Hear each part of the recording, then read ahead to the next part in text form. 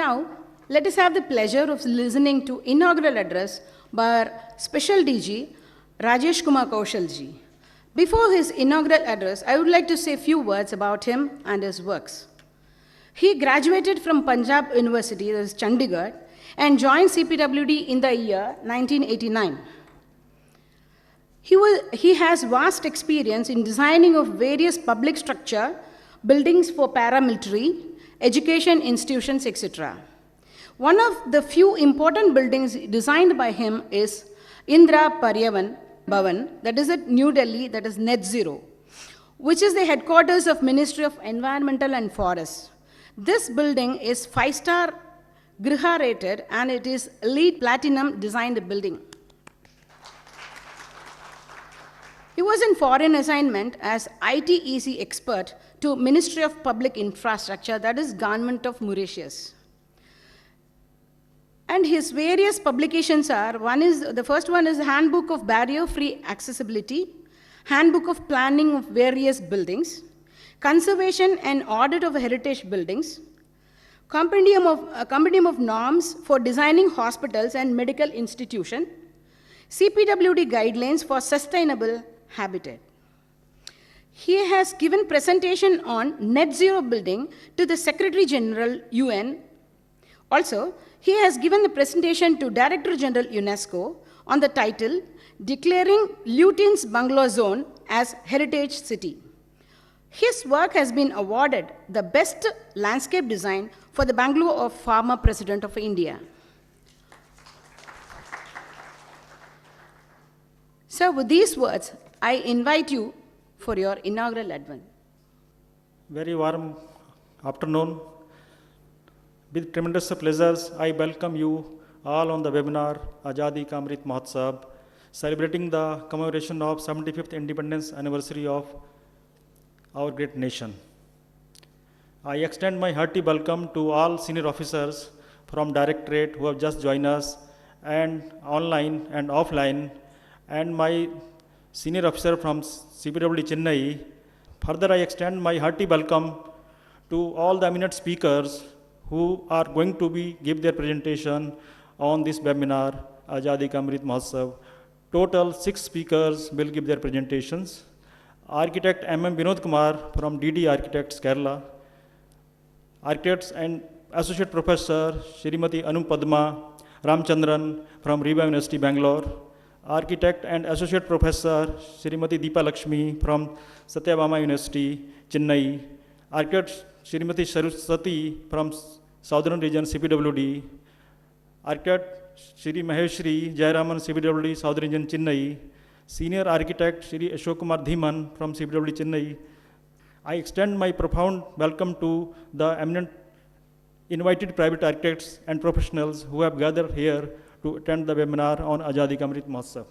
Azadi ka Amrit Mahotsav is an initiative of Government of India, is the vision of our Honorable Prime Minister Narendra Modi ji, and envisaging the new India and realizing it toward Atmanirbhar Bharat, that is self-reliant or self-sufficient India in the present global scenario.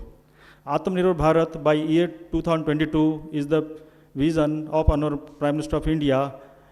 In pursuit of Prime Minister's great vision of our nation, Ministry of Housing and Urban Affairs has initiated many activities, including affordable rental housing complexes for urban migrants and poor, Pradhan Mantri Awas Adhikar Yojana, solid waste management, smart cities, and many more.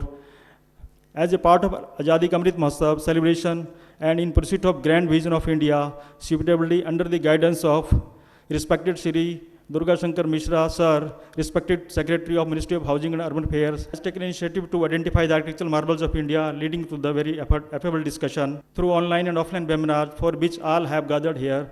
These celebrations provide us to gateway to know the and to rejoice about built forms of the great nation that have become global landmark and inspired us by their legacy, grandeur, magnificent, which has long lasted the ages, telling their stories, rich heritage of the generation to come and to the world. As a part of Azadi ka Amrit Mahotsav celebration, CPWD Southern Region has identified some of the built forms of Southern India and state of Odisha that have stood withered the age and still remind us of our tradition, values, and valor. Identification of built form have been made broadly pre- and post-independence era under various categories like temple architecture, palaces, military architecture, permanents, precincts, irrigation regulators, which my team will take you around their presentation. Also, 6 eminent speakers, architects who have given their exhaustive studies are here to enlighten us with the work and knowledge. Badukunanthan Temple in Kerala, famous for its Thrissur Purnam festival, will be covered by architect M.M. Vinod Kumar, DD architects from Kerala. Legacy and grandeur of forts of Bangalore will be covered by architect and associate professor Anupadma Ramachandran. Lesser known but great temple of Kanchipuram will be covered by architect and associate professor Deepa Lakshmi under historical temples of Kanchipuram. Presentation on architecture marvels on pre-independence and post-independence era will be made by architect Saraswati from CPWD, covering temples of Siriviliputtur, Tanjavur, forts of Vellore, Golconda, palaces of Mysore, irrigation regulators, and Kalnai under independence era, promenades of Marina Beach, IT structures of Siruseri government, buildings like Vidhan Sabha under post-independence era, to name few. Further, the presentation will be forwarded to School of Planning and Architecture, New Delhi, for publishing in copy book. A brief presentation on Kiladi will be made by architect Maheshwari Jairam, CPWD, highlighting the Baigai Valley civilization. As a part of Government of India ambitious on going Central Vista redevelopment project, an iconic build form is proposed to be constructed at the culmination point of Central Vista on the banks of River Yamuna, for which design competitions are invited from all. A small orientation presentation on iconic structure competition will be made by Ashok Kumar Dhiman, senior architect, CPWD. Brief speech of respected Shri Durga Shankar Mishra ji, respected Secretary of Housing and Urban Affairs, given in the recent time in webinar hosted by Ministry of Education, erstwhile MOHRD, will be played after welcome address, highlighting the iconic structure design competition, which will set a tone to the webinar online and offline. Friends, I once again welcome you all. Let us cherish the evening, the few iconic built form of India. Thank you all. This is a video message from our Secretary, Sri Durga Shankar Mishra, Ministry of Housing and Urban Affairs. For his address, let me welcome all the architects, designers, planners, engineers. You told me that more than 1,000 are already online. So my hearty compliments to all of you for joining this exciting journey. I'm sure you must be part of it. We are organizing this seminar or webinar today to reinforce what you have been doing. In fact, this challenge was launched on 27th of July, 27th of July, and both Professor Jare as well as Professor Saspude, they were very much part of that webinar where this particular challenge was launched. And this is further reinforcing that. Such kind of opportunity, this is a historic opportunity for the architects, for the designers, for the planners, for engineers, for the social scientists. Such kind of opportunities come rarely in centuries. I'm not talking about a 1 century, but in centuries, where something which you are going to create is going to define the nation for millennia. And it is going to be a dream of the billions of people across the country.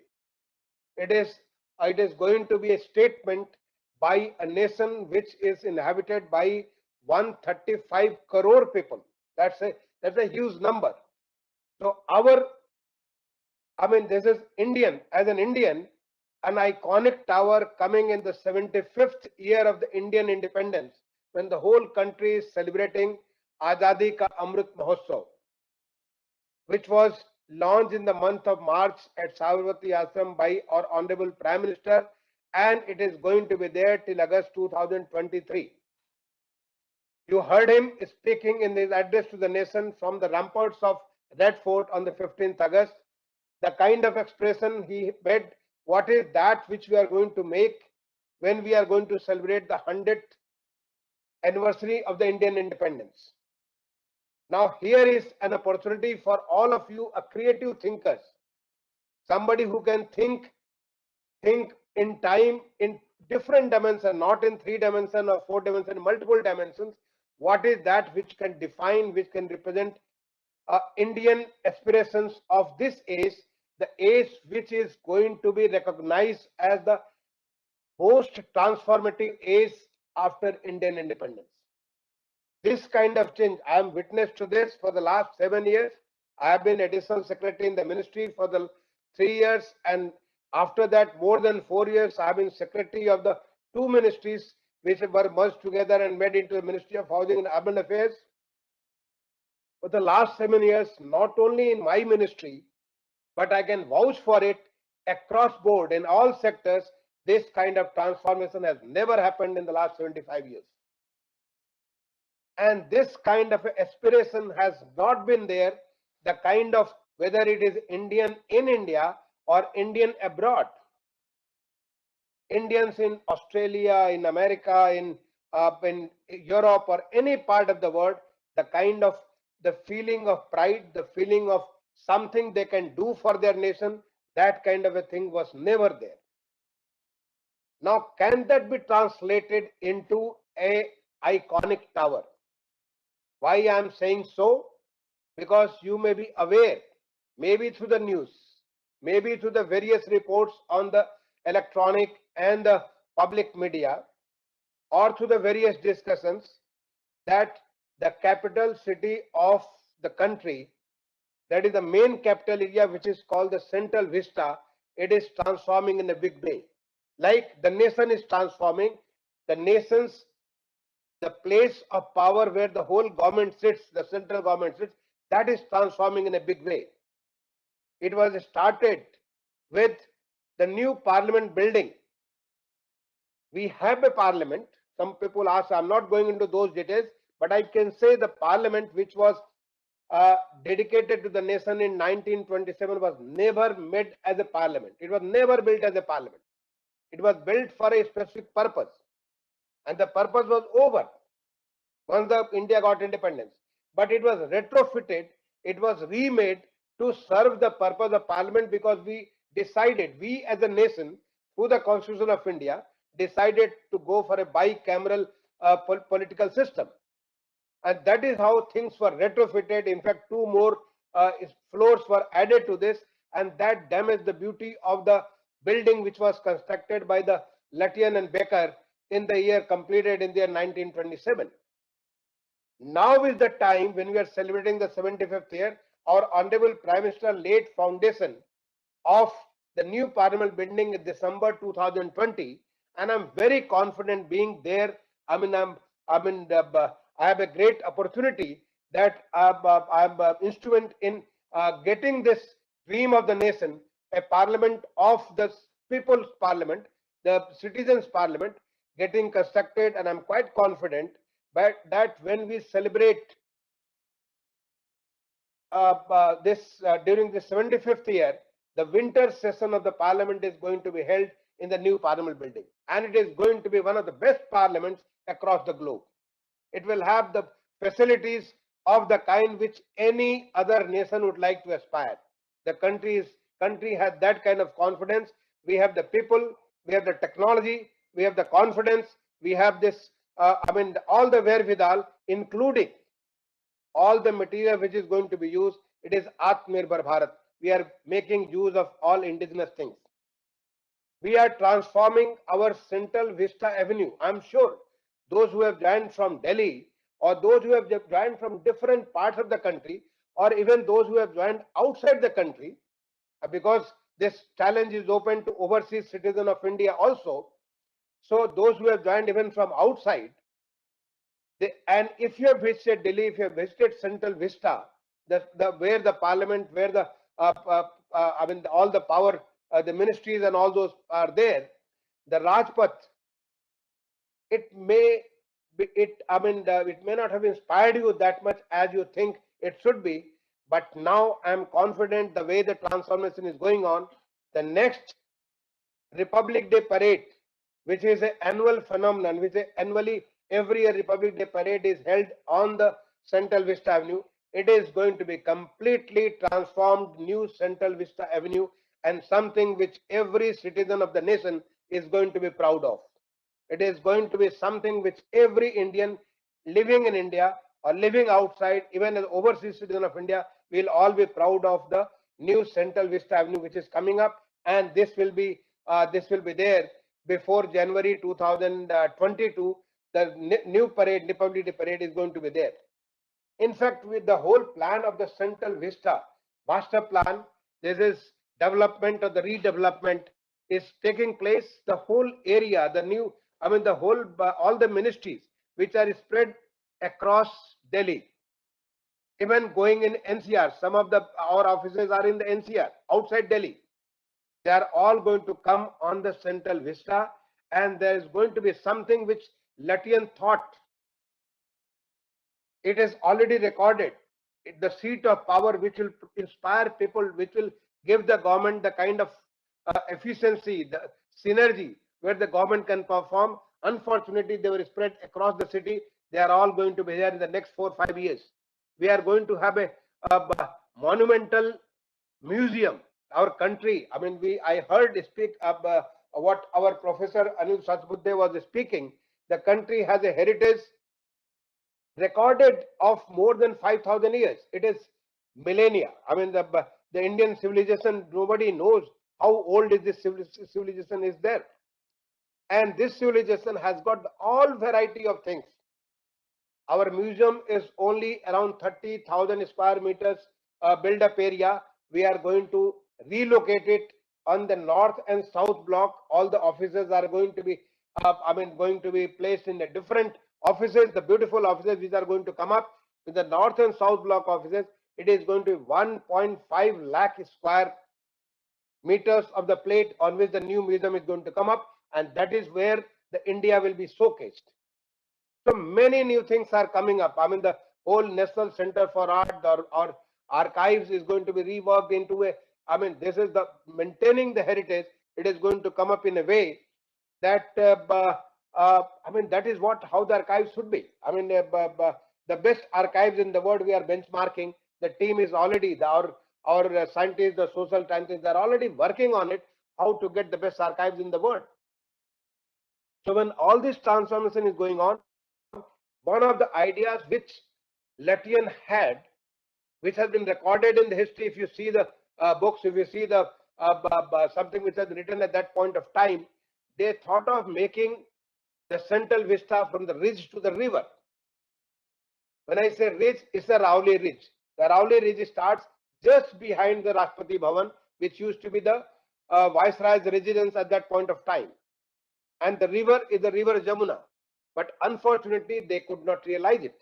It started only from the Vijay Chowk, and went up to the sea hexagon.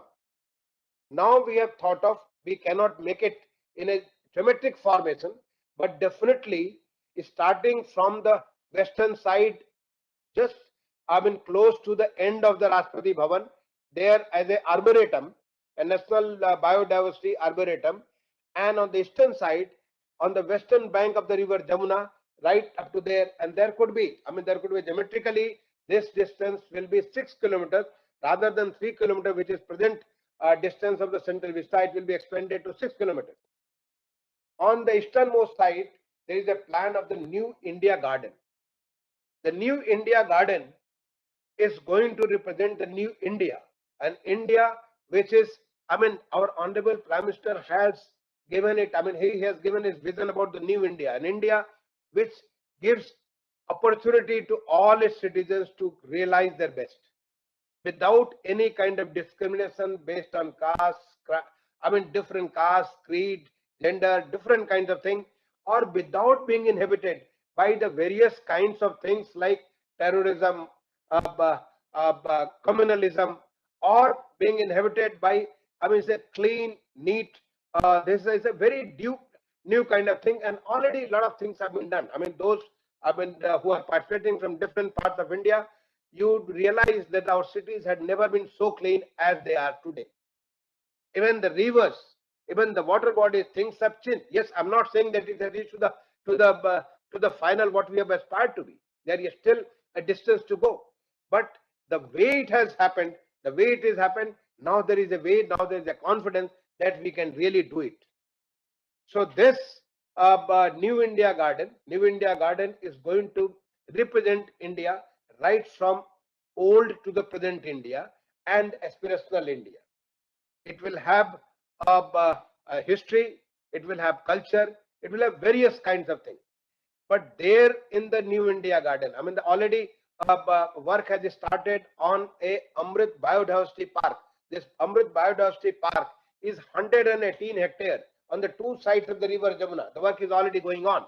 And this Amrit Biodiversity Park is going to be, I mean, in this year, representing different parts of the Indian struggle for the independence. Different kinds of plantation. The work is already going on in collaboration with our National Botanical Research Institute and the Delhi Development Authority and many others, Delhi University. All of them are working together. The work has been approved and it is already going on. Part of the Amrit Biodiversity Park on the corner in 22.22 acres. 22.22 acres. Why it is 22.22 acres? Because it is the year 2022 is most important, the year of the 75th year of Indian independence. On this land is going to be the New India Garden, and on this New India Garden, in one area on the same axis, which I said it is going to be 6 kilometers from the west to the east, on that place there is going to be iconic tower. This iconic tower should define this age. Somebody sees even after 1,000 years, he or she should get a feeling what India was in the year 2022, what it was in the year 2023, what it was when this transformation, the quick, I mean the very transformative action was being taken in those ages, what India was, what has changed the course of India. That is the iconic tower is going to be, and you have an opportunity to create that iconic tower. You have an opportunity to think over it and come out with a solution. And that is why we have created this video, and this video is available on our website, the CPWD, which is the Central Public Works Department working under my ministry. On their website, this is www.cpwd.in. On that website, you can see the video, you can see the details. This competition is open to all Indians. It is open to all Indian citizens, all Indian organizations. Any organization which is working in India, they are eligible to participate in it. All overseas citizens of India, I mean those who are Indian but in search of some opportunities post-independence, they had to leave India. They are now the overseas citizens of India. They do not have the voting right, but they have got many other rights. They can come and live in the country for any period they want to. They can come and profess any kind of a business or a profession in India. So overseas citizen of India also, I mean, I know, I mean, being a product from IIT Kanpur, I know that a lot of them are professors and in very important positions working, I mean, at different places across the globe. In fact, I do meet some of them during my foreign visit. So they can all participate in this. And you can also, it is not necessary that you can participate in an individual capacity. You can network.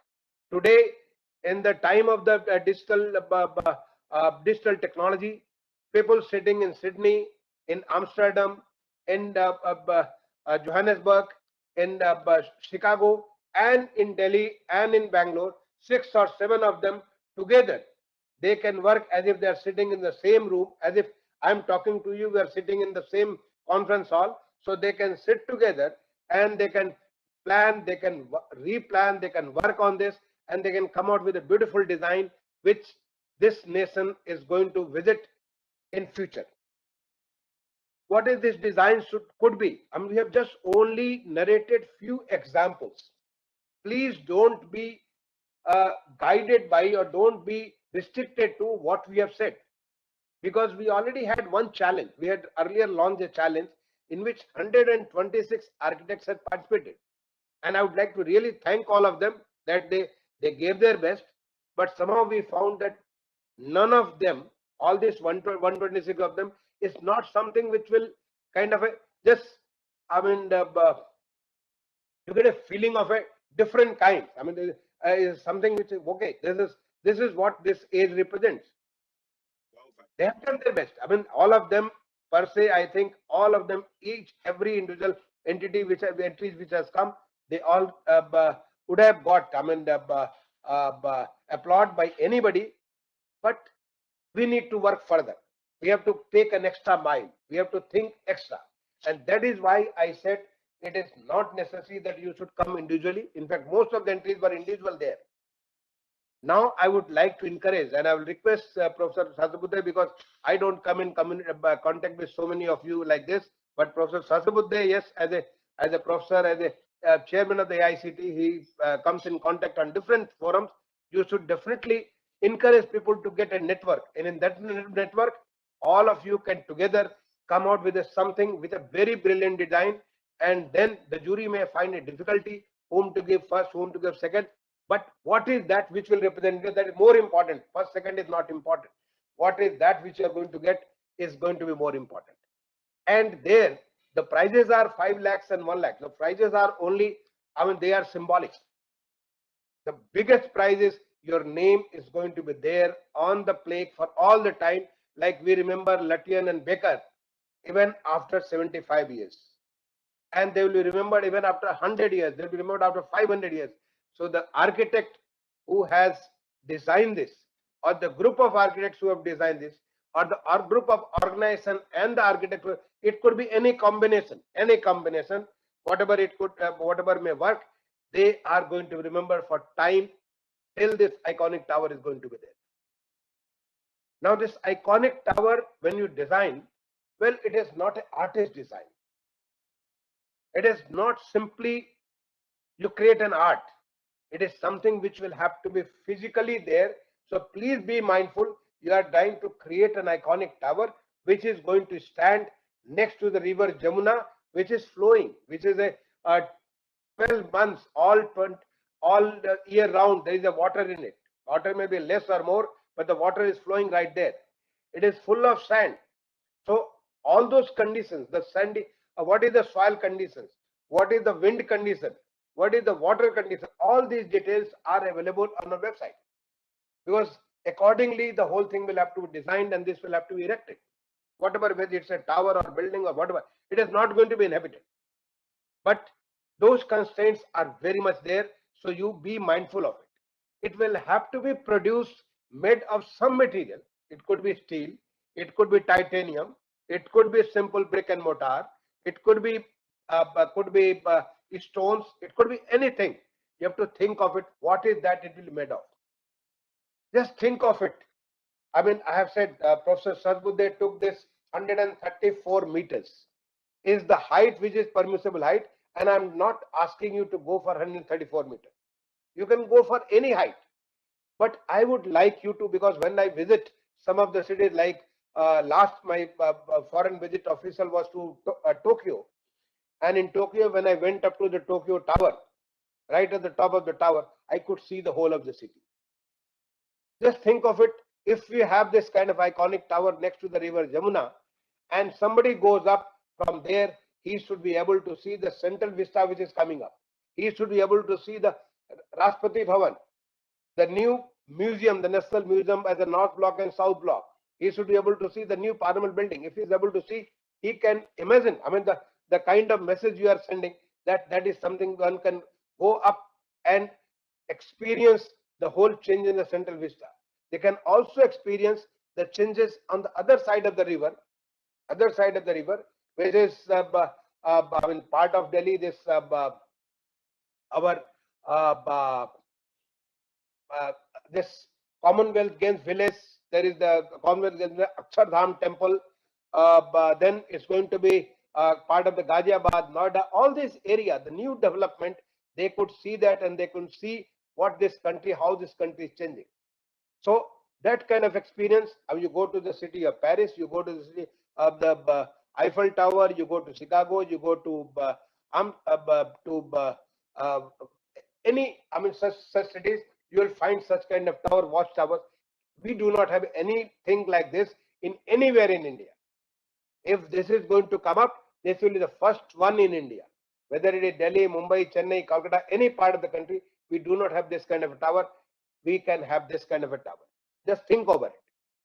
Think over it, that what is that it should be. It should be real iconic, like the British created India Gate. And whenever Delhi is painted anywhere, you either remember it as the India Gate or remember it as a Qutub Minar. The Qutub Minar and India Gate has become kind of a symbolic to Delhi. Or you think of Bombay, then you say Gateway of India. Can you, I mean, this is a challenge. British did it, Latvian did it 75 years ago. Today, we have so much of technology, we have so much of precision. You can go on a computer, you can think of it, anything you can think of it, you can simulate everything. Can you do something which is beyond it? Let Delhi be represented by your tower, your something which you have created in time to come, not 1,000 years. I'm saying even after 5 years, once the tower or whatever building or imagine, I mean, whatever may be there. I'm just the tower comes as a natural thing. Whatever it comes, can Delhi become represented? Delhi be seen as this building? It can be. So this is the human ingenuity. This is the human brain. Your brain can work, and you can come out with a creative thing which will represent Delhi, which will represent the seat of power in the government. Can you do that? It will represent this age of the transformation. So can we have that kind of a iconic and a defining building? It will define Delhi. It will be real iconic. It should become timeless. I mean, something which can remain, stand there even after thousands of years. Because the humanity is going to be there, our civilization is going to be there, our people are going to be there. Only we are going to change, but this humanity is going to be there. Can it become timeless? It does not matter whether you are talking after 100 years or 500 years or 1,000 years. Even after 1,000 years, anybody from India, any part of the world may change, but this tower, this particular monument can stand, and it can keep inspiring people, keep reminding people about the age which represented the real transformation, the biggest transformation this nation has ever seen. Now I'm saying beyond even 75 years, even earlier also, you go back in history, and this kind of a transformation in such a short period of time would not, I mean, I at least with my little knowledge of history, I don't know there was any age in India where this kind of a change, whether it was a port, whether it was the airport, whether it was railways, whether it was roadways, whether it was telecom sector, whether it was, I mean, cleaning the nation, it was city, whether it was the rural area, whether it was agriculture, whatever you think of an area, and you will find the change was there. Professor Sasbuddhe will tell me that even his technical institutions, the kind of transformation which this age has seen was not seen in any part of this. So this age be represented by your tower. How? I don't know. I don't have an answer. You are intelligent people. You are the creative people. You can think. I can't think, but I can imagine that what it could be. Once it comes, maybe yes, I will stand next to it and see that, well, this gentleman or this group has created this kind of a thing. It should be aspirational. Why aspirational? Because the country has become aspirational right now. You heard the Honorable Prime Minister from the ramparts of the Red Fort on 15th August 2021. He said, now is the journey for complete transformation. We give whatever we give fully. If the housing to all, water to all, cleanliness to all, skill to all, education to all. I mean, this is something which we move towards saturation. Something what the developed nation have achieved. And we feel good when we go to such kind of developed nation that you find everywhere everybody is like this. Can we not do it? This transformation age has shown us the path that we can do it. And we don't require any resources from outside. It just requires tweaking on the available resources, and we can do it. So this kind of aspiration, as Professor Sasbuddhe mentioned, is Skill India or Startup India or Digital India. I mean, Digital India is a huge transformation. I know still some path is to be covered, but there is a big transformation. So Digital India, Clean India, Namami Gange, all these things, the aspirations of India, these are our aspirational statements. These aspirational statements, maybe, I don't know how, but somehow, yes, you have to find an answer how this can be represented in this particular building. It has to be indigenous. We cannot get a copy from the outside. This nation is full of knowledge. Absolutely, I have no doubt. I have read a lot about this treasure of the knowledge. I mean, after all the reading, we do not even reach to 0.001%. It's a huge knowledge this country has got. Think of a field, whether it is astronomy, astrology, medicine, anything. This country is full of knowledge. Only in some part of the age, we have forgotten ourselves. We've forgotten that we were, I mean, go back some 2000 years back, the books in astronomy, the books in mathematics which are written, they are immense knowledge. But at some point of time, we put a curtain over our knowledge and we started respecting the West. We forget our own self. Let us reinvent ourselves.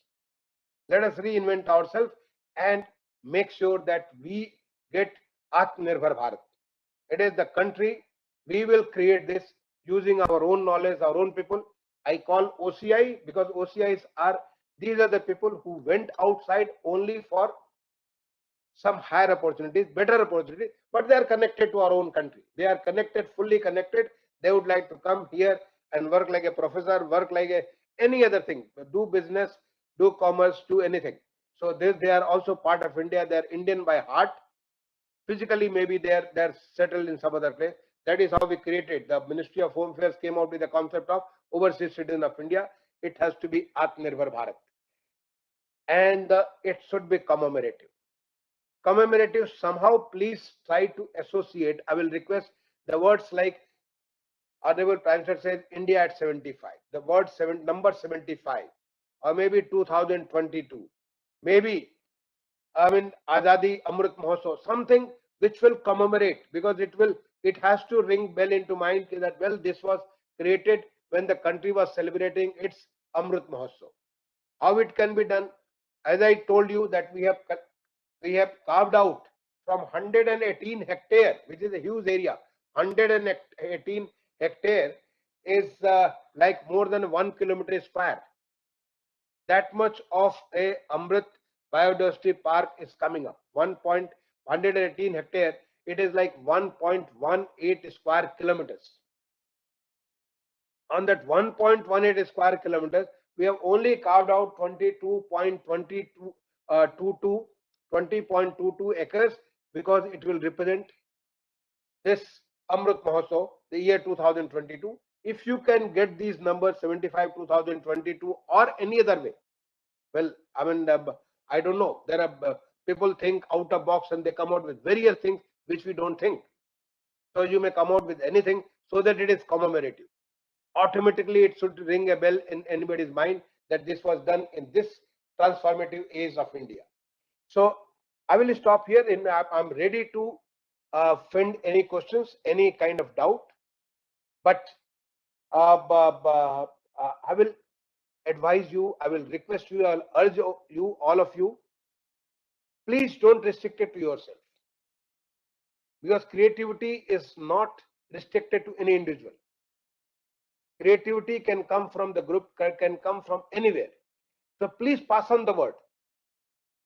I mean, if you know, all of you, I mean, those who are coming from different colleges, different architecture institutions, planning institutions, you have got hundreds of, I mean, in today's world, we have got this WhatsApp group or the social media. You can pass on this to your whole group. Who knows? The real thing may come from somewhere else. So let us spread it. I know that thousands of people have died today, but can that 1,000 become 10,000? Can that 1,000 can become 20,000? If you spread the word, more and more people are going to participate. Before I end, let me remind you that this is a challenge, and challenge is not an open challenge. It's a challenge which will end at a certain time. When we opened it on 27th of July, we decided that the last day of entry is going to be 19th of October at 7 p.m. 19th of October, which is exactly 5 weeks from today. Exactly 5 weeks from today. And the 5 weeks is adequate time. I mean, this is a more than enough time. If you can pass on to the people, you can definitely come out with a real class thing, which will any part of the world will envy, that India has created this kind of an iconic tower. And I'm confident with our CPWD, I mean Central Public Works Department, and the other engineers and technical people we have, that we will translate into the real thing. Your imagination, your conceptualization is, we will convert into the real thing, and that will come up in maybe, I mean, whatever reasonable time, 12 months or 18 months, the engineers will assess it. But all other details, I will request you kindly visit www.cpwd.in. Please do visit this site. You will get all the details. You will get the drawing. You will get what is that you need to submit. And you need to submit all that information before this date, the date of 19th of October 2021, which happens to the same day as it is today. Today is Tuesday. It is going to be Tuesday, the 19th of October 2021 and 7 p.m. So please do remember this. I thank Dr. Jere and Professor Sasbuddhe for organizing this workshop, and I'm very much happy to, I'll be very happy to give any kind of clarification or information which you would like to, and take your suggestion also how to make it further broad-based, and I'm really hoping for a big thing when we have to request the jury to select. It should be a difficult time for them to select for giving a gift to our future generations. Thank you. So basically, I would like to talk about 4 important things today. One is about the organic town of Thrissur. Thrissur itself is an organic town. And secondly, in the center of the town, there is a Maidan called Tekungad Maidan, which is around 60 acres, of which the center lies the Vadakkunnathan temple. And finally, I would like to talk about Kootambalam, which is an iconic structure within the Vadakkunnathan temple. And talking about Thrissur, it's the cultural capital of Kerala. It's got a legacy of strong historic heritage, traditional values, and one of the largest central open space throughout the country and even South Asia. So it's a 60-acre Maidan right in the center of the town with a temple in the center. And it's a unique town in that way. And very less known also, so that's one reason why it's selected. It's something to be celebrated nationally. And this is the Google plan of the town. You can see the Maidan marked in yellow, and also the temple in the square in the center. And this is an exercise which we've been doing. It's marking the heritage of the town.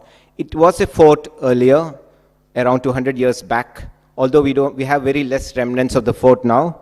So we've been doing an exercise to mark every heritage within the fort. So in the past 3 years, we've marked around 400 structures.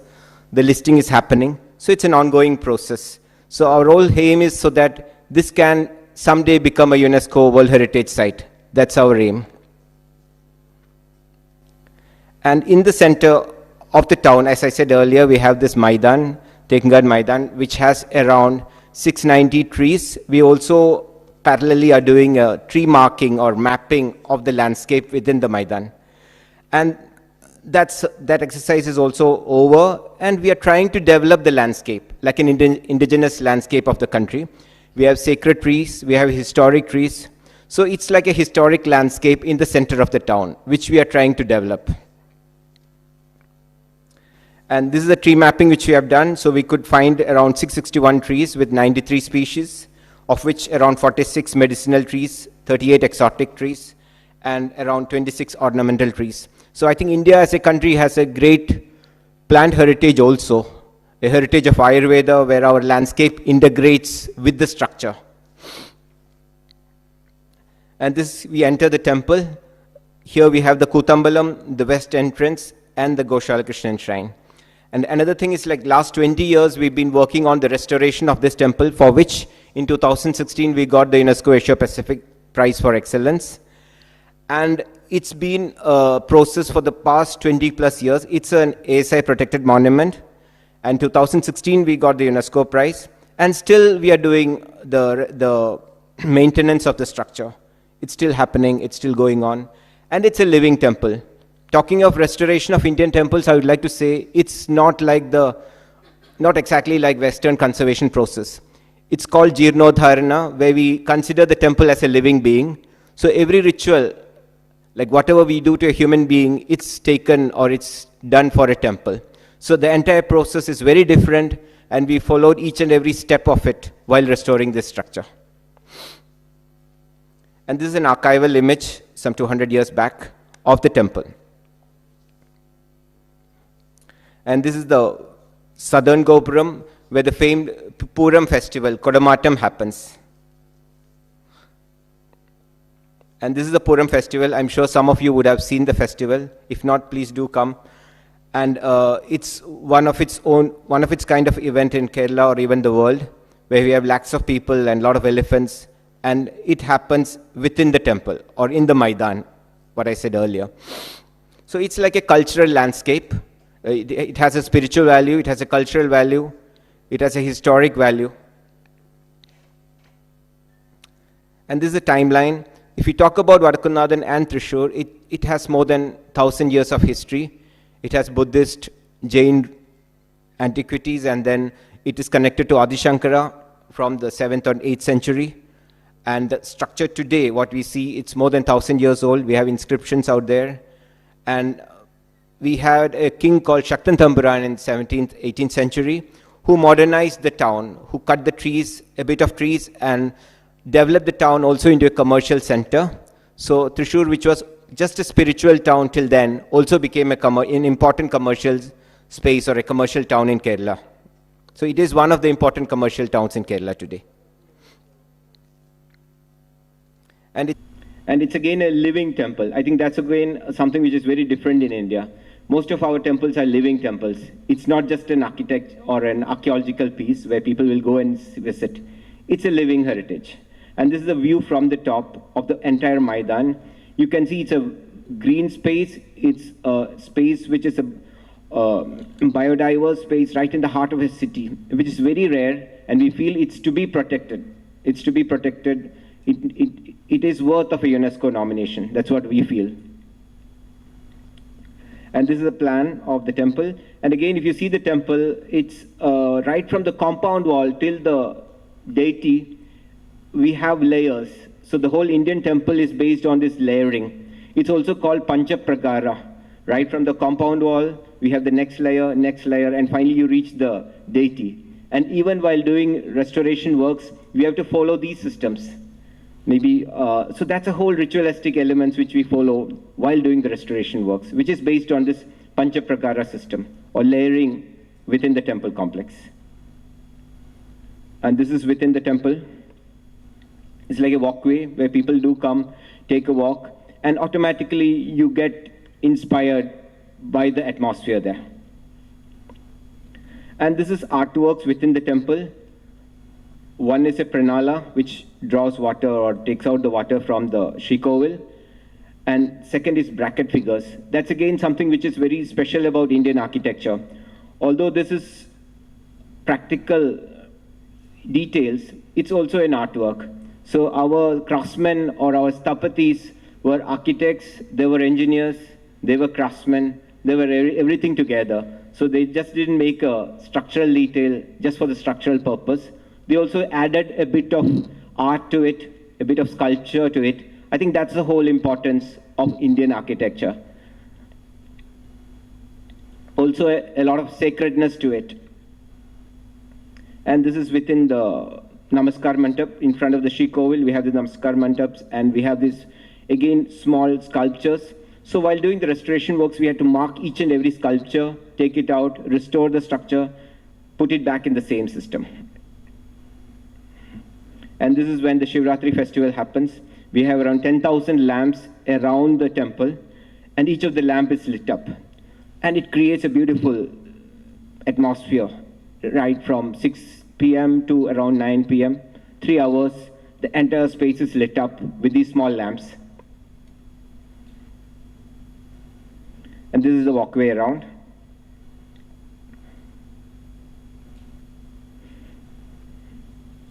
Again, we have another function called Anayota, where the elephants are fed once in a year. That also happens within the temple complex. And this is, as I said earlier, the process of Jirnodharana, where the structures are revived. Now, if you see this particular structure, it's like a mogappa. Huge, quite a huge structure, and this whole team took around 6 months to revive it based on the old figure which we had, old structure we had. And the entire process each day is documented, it's photographed, and after 6 months, they just kept it there. And to tell you something, it's not regularly seen for a common visitor to this temple. But still, why did they make it? That's where the whole philosophy of Indian architecture lies. It's not something which we see every day, but it's there somewhere in the temple. There are many structures like that which we could notice while doing the restoration. And this is again a detail which we are checking during the whole process. These are columns.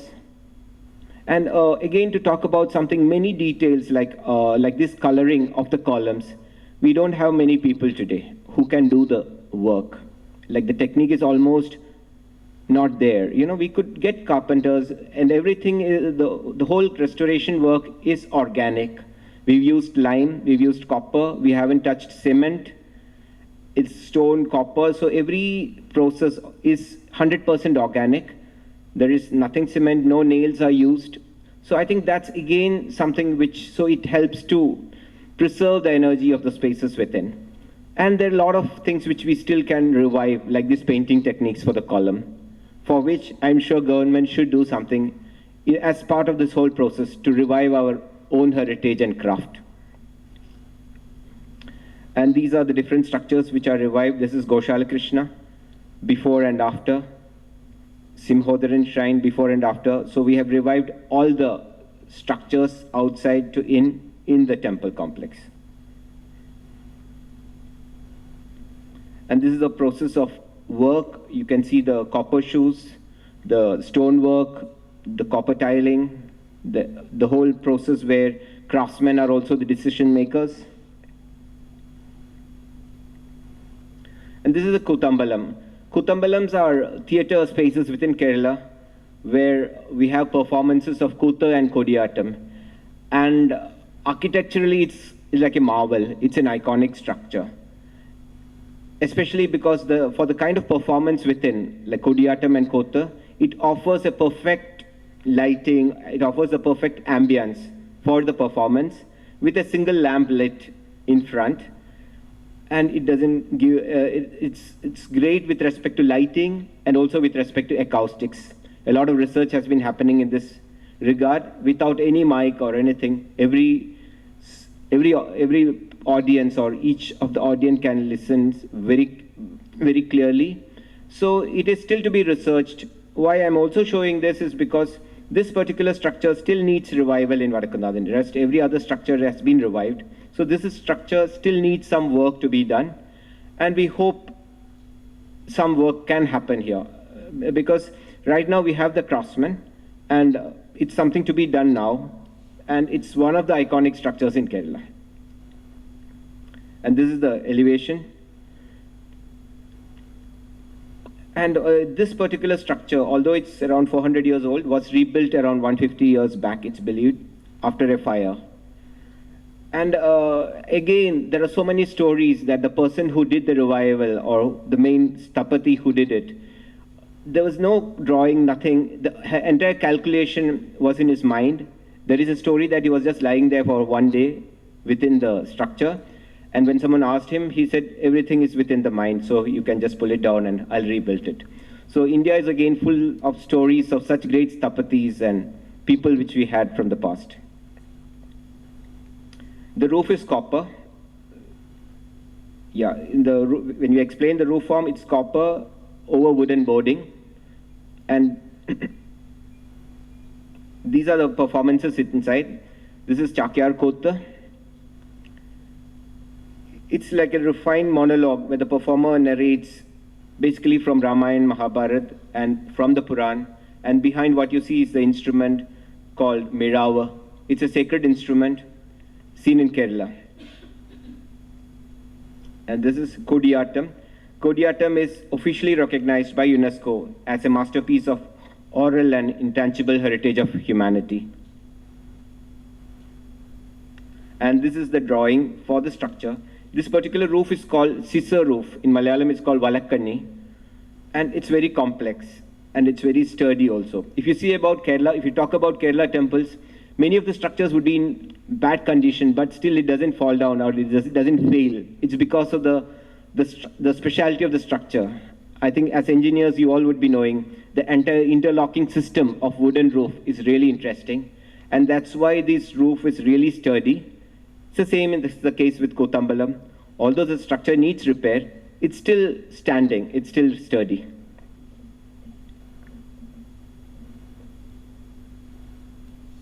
And this is another view. You can see the interior view and the elevation.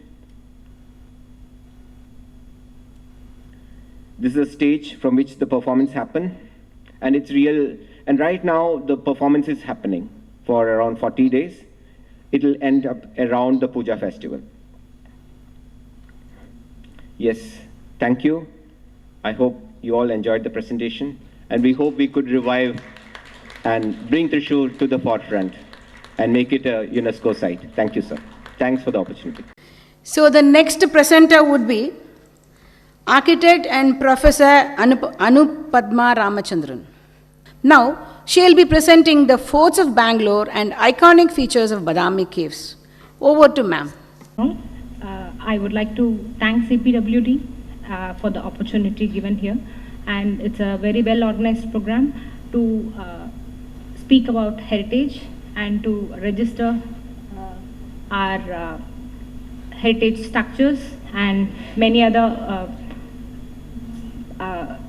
things about which has to be preserved in India.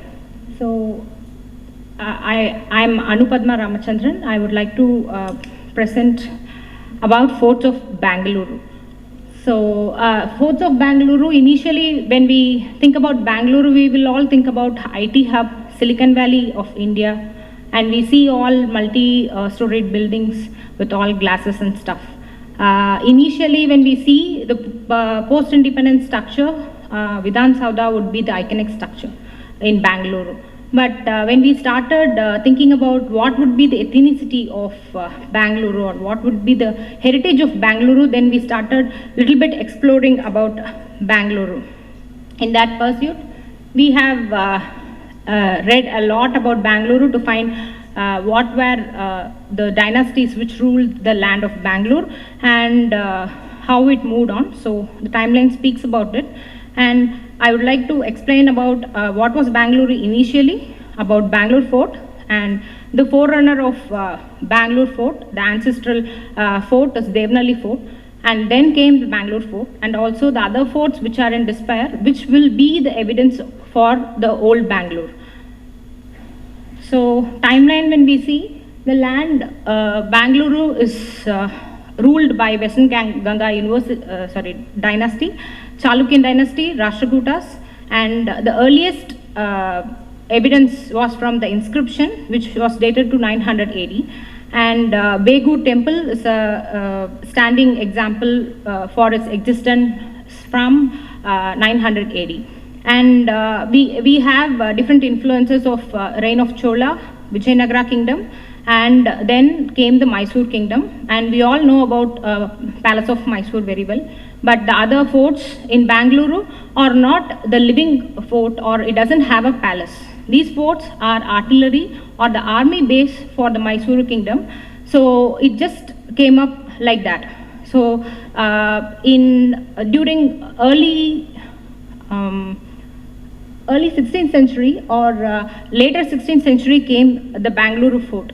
The very early evidences of Bangalore Fort was found from British Council Library, where you see the East Indian Company's army have documented several route maps and all about the artillery, fortification, etc. And they have documented, painted them before attacking the fort from Tipu Sultan. So these are the evidences from that. And initially, when we see Bangalore Fort, it had one area called Pete and another one is Kote.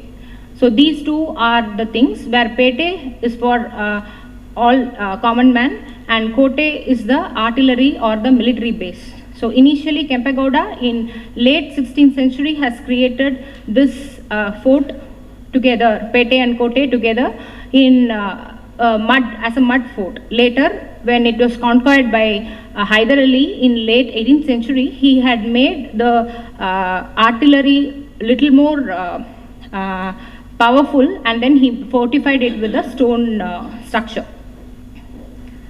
So when we see there are different types of forts, Jal Durg, Giri Durg, Vanadurg. Out of them, this is a human fort. Human fort is always a military base where you will not have any king's palace or other things, but they have all the military divans, and the people who are military based will live inside the fort, or they will have the artillery and other things in that particular fort. So we have different features. They have their own specific features like counterscape. They will surely have a moat around it. These are all as a defense for the defense purpose, and they have a huge rampart which will be 2-3 layered, and a high parapet wall. And this parapet wall will have several embrasures, bastions to hold the cannons, and these embrasures will be for surveillance purpose and also to for shooting purpose for the defense sake. When we see Kote area of Bangalore, so it had all the features. This particular drawing is created by East Indian Company troop. So it had delegate, it had the counterscape with the pictorial evidences which we got from British Council Library, and it had moat, the Fosse Bay area, bastions. As we spoke about it, as I spoke about it, it had double rampart and the artillery store. This was the major thing. Even during Tipu Sultan period, these artilleries where they keep all the weapons for the defense purpose is still in existence. Even now it is in existence, but it doesn't have any of the artillery, but it is as a museum, it is available. And Tipu Sultan's palace, this palace is a summer palace where the king would visit during the summertime, that's all. And the Mysore Gate, which is the south gate. So the Delhi Gate and Mysore Gate is just to, we don't know the significance of the name, but what we interpret is that Delhi Gate is all about the northern gate and Mysore Gate is all about the southern gate. And it's nicely done. And other pictures or the art forms which says that there was a bazaar road. There was a huge square to see the marching activities or the parade in front of Summer Palace. So they had a court and a huge porch area where people can go give their complaints to the king when he visits during the summertime. The sad part is that all these Kote area, if you see, you can see this fort which is still in existence till 1900. But beyond that, when you see, slowly Pete had eaten the Kote. All the new developments have slowly started swallowing the Kote area. The current situation, when you see, is this. The Kote area is supposed to be this huge, but we see just this chunk and this chunk. So Tipu Sultan Palace and the front gate, artillery area, one bastion I believe, only this much is remaining in Bangalore. So these are the remains of Bangalore Fort, where we can see a huge gateway and the doors which had all the spikes and stuff for the defense purpose, and the two more temples which were created in the late 17th century by Wadaya dynasty. Only these were the remaining. So these are the current day pictures of the fort, where we can see the Mughal influences in the arches as well. And coming to the next fort of Bangalore, this is Devanali Fort, which is even more earlier built than Bangalore Fort. This is built by the forefathers of Kempegowda, who were the first set of people who moved from Kanjivaram to Bangalore as an army base. So this is on the way to the Devanali airport. It was not significant before the airport came into the picture. Later, right now it is ASA protected monument or the settlement, where the fort itself is intact, and the fort wall and all the details are intact, and it has all most of the structures which were built during the olden days is also still in existence. So this is the fort area. So this place also has a monument at a very close by area where it is the Tipu Sultan's birthplace. So it was known for it, but they claim this fort as a Hindu fort, and none of the other religious activities are happening inside the fort. And it is all the residences inside are made of mostly made of mud and still intact.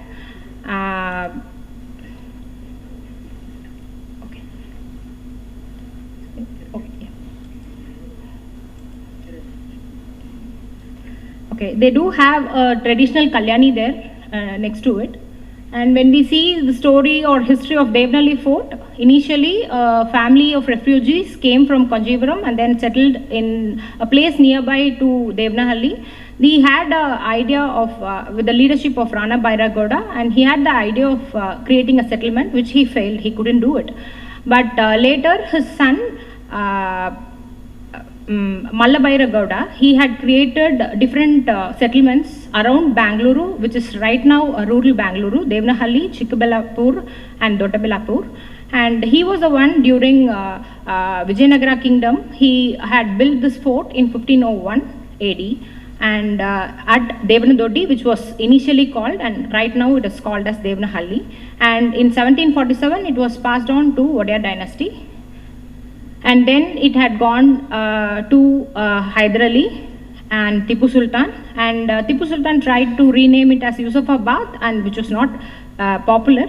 And this fort finally fell into the Britishers' hand in 1791 during the Mysuru War. When we see the existing features of fort, we have the west gateway. We have a double rampart all around it, which were still intact.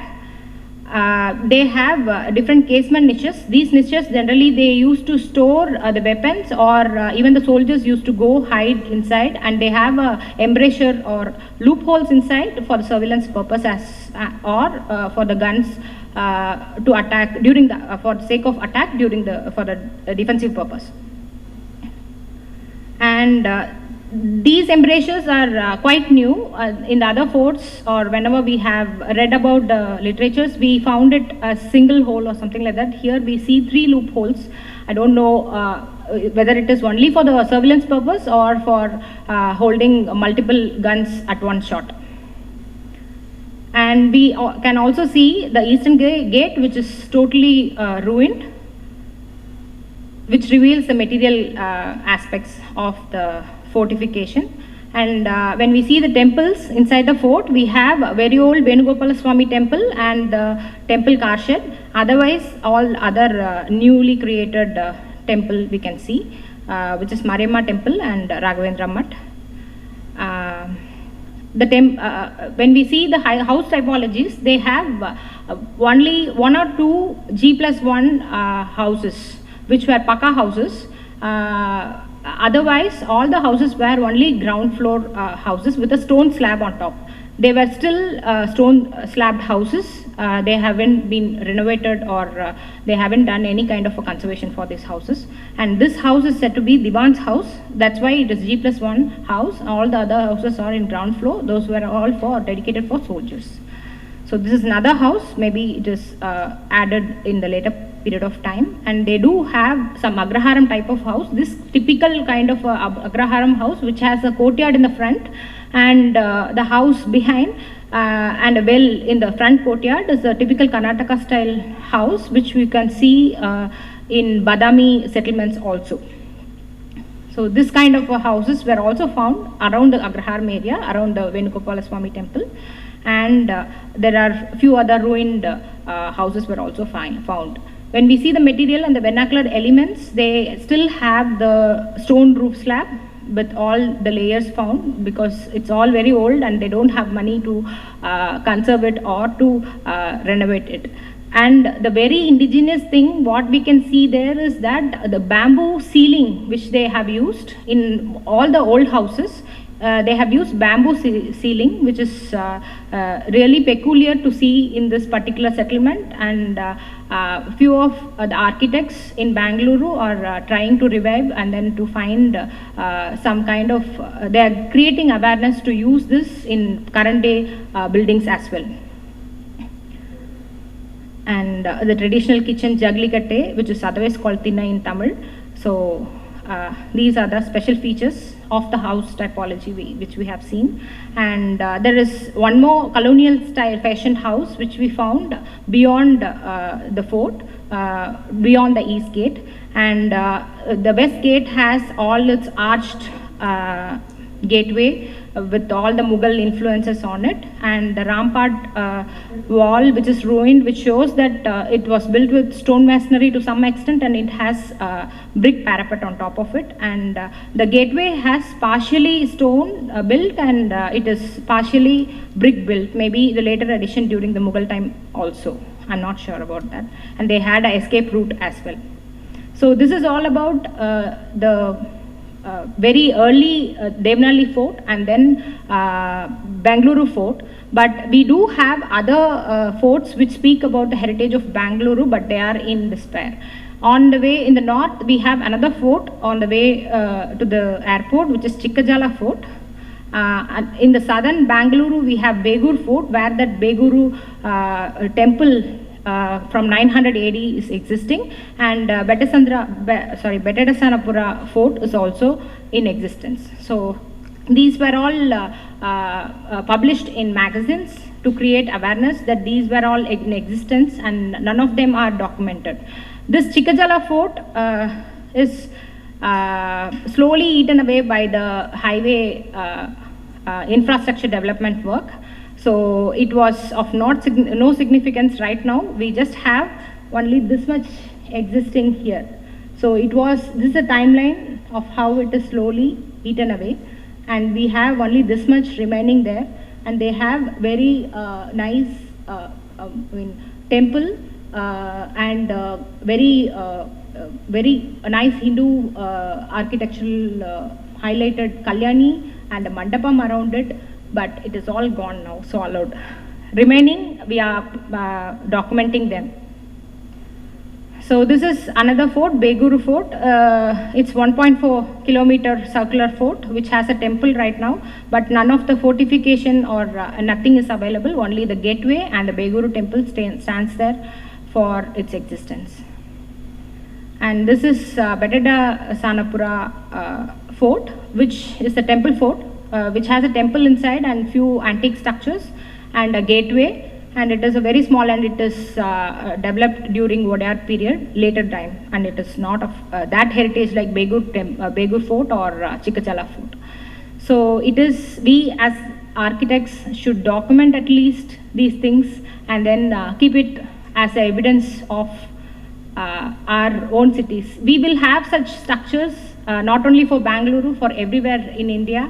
It is us who should take initiative to document them at least, if not preserving them, with the changing urbanization. So this is about Forts of Bangalore.